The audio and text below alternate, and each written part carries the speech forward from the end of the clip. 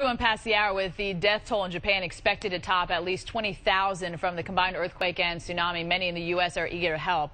One way that's being done is through Sisters Cities International, a program developed after World War II. And Jim Dumas, who's the Executive Vice President of Sister City International, is joining us live from D.C. this morning with how this organization is helping with the quake. For those who missed our conversation last hour, let's just give a quick wrap on what exactly the organization is.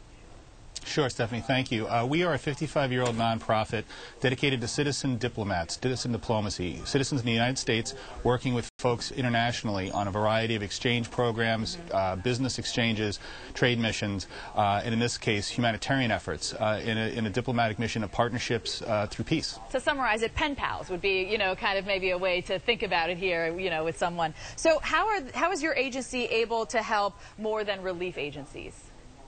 Absolutely. Well, I mean, it's a lot more than pen pals because it has to do with municipal governments working together. And what we have is the local grassroots communities in the U.S. working with their counterparts. So at a national level, you might see international relief effort going to, let's say, the entire country of Japan. With Sister Cities International, Evansville, Indiana, for example, in Togichi City, they're working with their folks in Togichi City to find out what they need and how best they can help support them. And you're seeing that with the 188 partnerships that Sister Cities International has with Japan. So what are they doing specifically to help these cities? Well, sure. So, for example, in Riverside, California, they're partnered with Sendai, obviously at the epicenter, and they're trying to raise simply $250,000, and I think they've hit about $80,000 right now. Evansville, Indiana, which I mentioned before, in Togichi City, they talked to their partners, and they're trying to get food and supplies. I mean, that's where you've got the radiation scare. Food is possibly contaminated. They're trying to get food to them, and it's as diverse as the network itself. The business communities are involved. Folks are reaching out in a plethora of ways. Okay, so let's talk about our viewers that are watching, and maybe they want to get involved. How can somebody that's watching get involved? Well, first of all, you can go to our website, www.sister-cities.org. We have a staff that can actually walk you through the process. Basically, it's quite simple.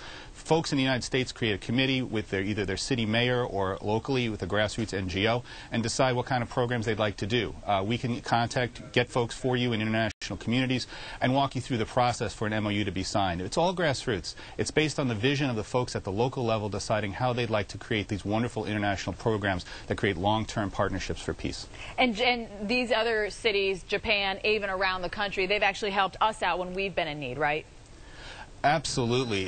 Matsu City, for example, with New Orleans, raised almost $48,000 after Katrina and continued, raised nearly $40 million after Katrina. And that's the thing. After this is all said and done and the news and everyone has gone away, these cities are still going to need help. Our partners are going to be there for us as we have been there for them in the past and vice versa. I was excited to have you on the show. I loved learning about your organization, and hopefully we can get some more people involved with the help. Jim Dumas, we certainly appreciate with